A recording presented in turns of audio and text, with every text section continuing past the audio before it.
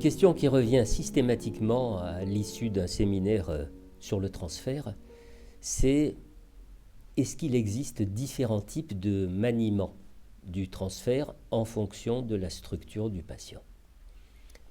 Oui, en fonction des structures ou encore en fonction des symptômes présentés par les patients, Freud et aussi Ferenczi ont apporté une contribution précieuse à cette réflexion en relatant leurs observations et les résultats cliniques des techniques qu'ils ont utilisées auprès de leurs patients.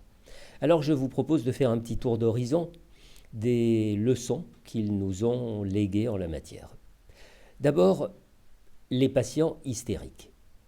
Eh bien, auprès de ces patients à structure hystérique, Freud insiste sur la nécessité de maintenir la frustration pendant toute la durée de la cure.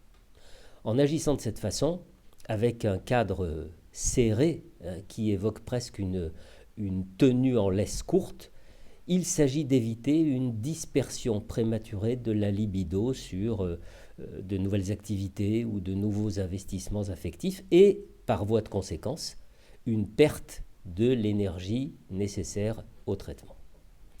Maintenant, pour ce qui est plus précisément du transfert amoureux du patient sur la personne du médecin, eh bien, celui-ci, nous dit Freud, je cite, doit se garder de l'ignorer, mais avec autant de fermeté d'y répondre.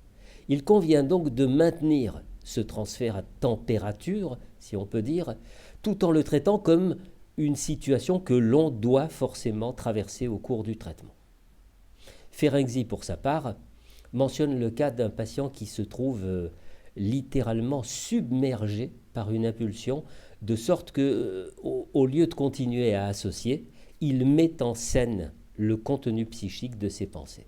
Il produit une sorte de symptôme passager. Ferenczi cite également le cas d'une patiente hystérique qui un jour se lève d'un bond et exige qu'il l'embrasse et finalement en vient aux mains. La poursuite du travail analytique permit à cette patiente de découvrir la nature transférentielle et répétitive de sa conduite. Et avec les patients phobiques? Eh bien, avec les patients à structure phobique, Freud note le recours à une activité plus importante du thérapeute, parfois même à une influence suggestive plus marquée. Dans les cas, par exemple, d'agoraphobie grave, où la personne ne peut pas sortir seule, l'analyste peut commencer à l'amener justement à sortir seule, à lutter contre son angoisse et par conséquent à renforcer sa résistance personnelle. Et dans un deuxième temps, le patient s'étant confronté aux situations du dehors, on entendra la survenue d'associations, de souvenirs potentiellement à l'origine de cette phobie, ce qui permettra enfin de travailler cette matière et, dans le meilleur des cas, de liquider la pathologie. Pour Ferenczi, le médecin agira de la même façon, poussant le patient à agir et à surmonter son incapacité à sortir, afin d'accéder au matériel inconscient. C'est ce qu'il nomme thérapie active.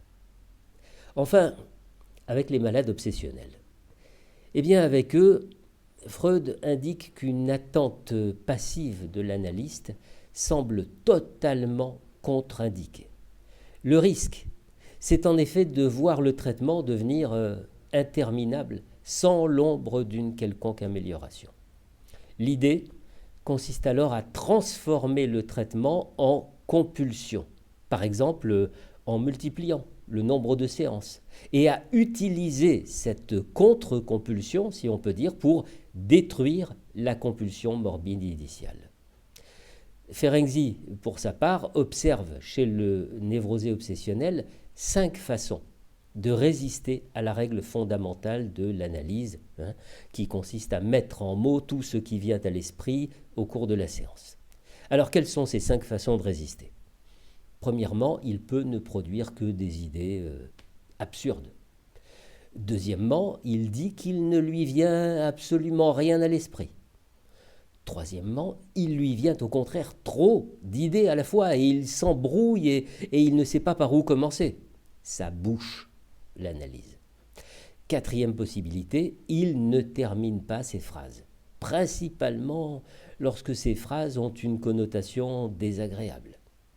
Et enfin, dernière possibilité, dernière résistance, il ne peut prononcer certains mots, par exemple des mots obscènes ou des mots à caractère sexuel. L'analyste va alors inlassablement et patiemment faire remarquer au patient les manifestations de ces résistances pour lui permettre de les dépasser, de les franchir et de faire enfin progresser la cure.